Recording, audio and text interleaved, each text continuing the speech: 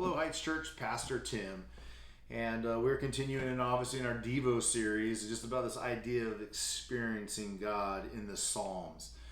I have Psalm 51. It's a famous one, actually. It's this where David, he had committed adultery, and it's his pouring out of his heart and his shame and his guilt, and he's just like holding nothing back, being super transparent with God in this moment. And there's some really, really good, beautiful things in here. I highlighted a number of just phrases. I'm going to read them to you, and I want to challenge you. I know we do these devos every single day, but I want to challenge you to spend some significant time here in Psalm 51 and look at the posture of David's heart as he goes before the Lord with such a serious situation and of the adultery with Bathsheba. And so let's take a look. I highlighted things like, he's talking about having God have mercy on him. He acknowledges God has great compassion. He's asking to be purified. He wants to be clean. He wants to be washed. He wants him to have joy. He wants to have his joy back. I love this. One of the famous verses. If you've been in church any amount of time, you've heard this. It's created me a clean heart, O God. Renew a loyal spirit within me. I mean, I love that idea. And I'm going to come back to that in a minute. And we also see, hey, restore my joy. Help me to that we would return to you in our rebellious state. Hey, we want to return to you. We want to sing of your forgiveness. Now it's turning to like, we want to praise you for the things that we already know that you're faithful to do when we confess and we keep our heart clean and we have that loyal spirit. He again, more praise, more forgiveness in verse 14. And verse 17, he says, we know that you desire this broken spirit, a repentant heart. This idea of like, I'm surrender before you. It's a beautiful journey of this guilt and into this understanding and right posture of heart.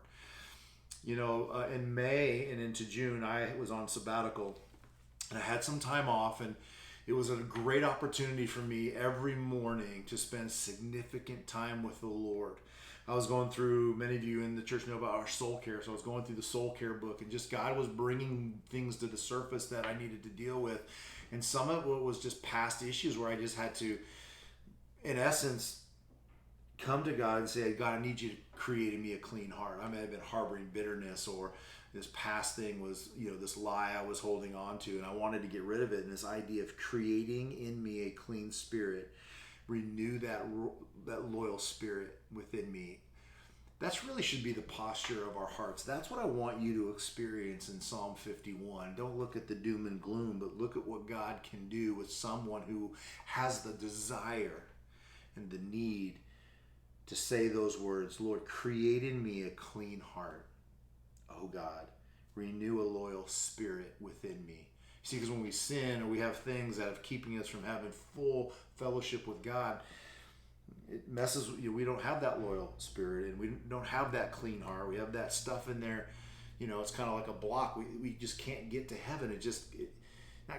Not really, but you know what I'm saying? Like, it just prevents us, not God coming into our life, but it just prevents us. But when we have a clean heart, so when you go through Psalms 51 and you look at his posture of his heart, he's just pouring out. He's recognizing, he's admitting.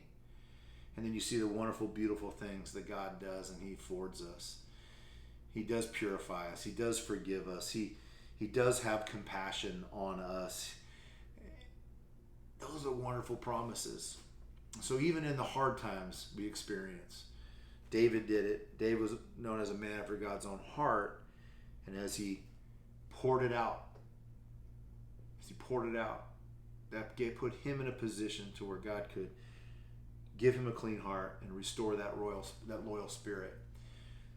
And so don't allow that sin to overtake you to where you just feel like you're out of the game and there's no hope. There is hope. As you open up and surrender, God will pour in, and he'll restore, and he will redeem. He always does. Always does.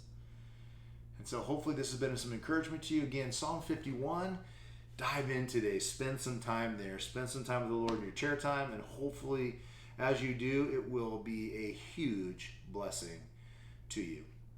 Thanks for tuning in, and we will see you next time.